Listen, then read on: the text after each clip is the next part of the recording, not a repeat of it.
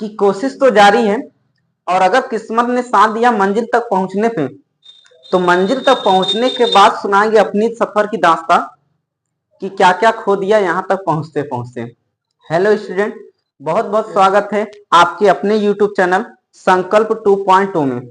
आज हम आप सबके लिए फिल्म रसायन विज्ञान कक्षा 10 के अंतर्गत रसायन विज्ञान का बहुत ही इंपॉर्टेंट क्वेश्चन लेकर आए हैं आप सबके सामने, जो कि ये कुछ अपक्रियाएं हैं और इसको कंप्लीट करने के लिए कह रहा है, जिसमें साफ कह रहा है ये CH3COOH यानी एस्टिक अम्ल जब सोडियम कार्बोनेट से क्रिया करता है तो क्या बनाता है।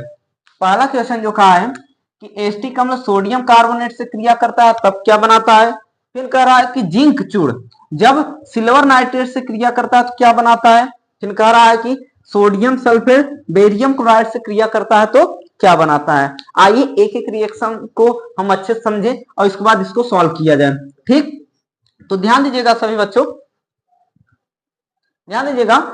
ये आपका हम ध्यान देंगे, ये आपका एस्टिक अम्ल है, इसमें हमको दिख रहा है एक एसीटेट आयन दिख रहा है, एक हाइड्रोजन आयन दिख रहा है।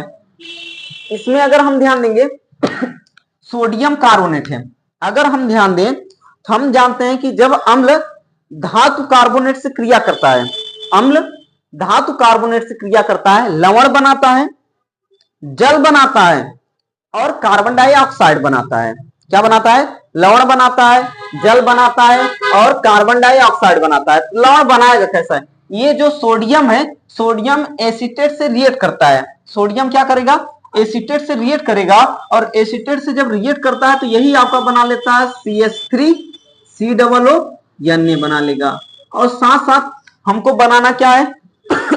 जल बनाना है और कार्बन डाइऑक्साइड।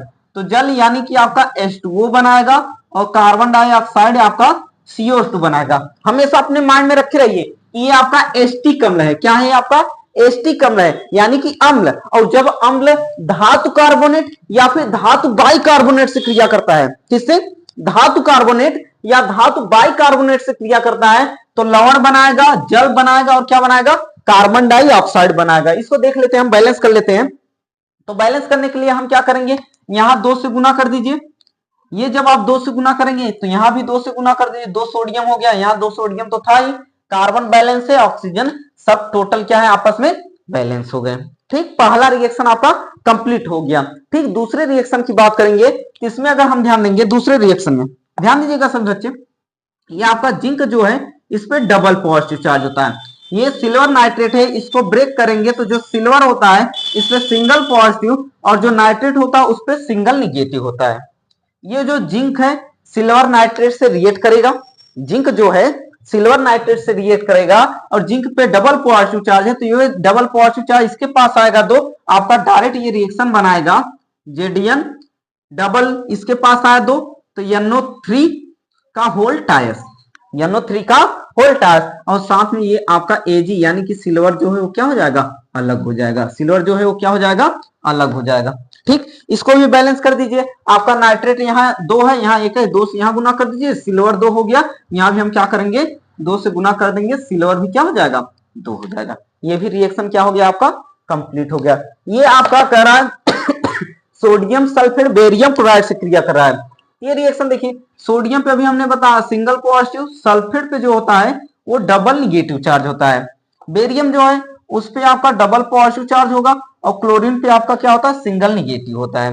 ठीक, आपका ये इससे क्रिया करेगा और ये इससे क्रिया करेगा।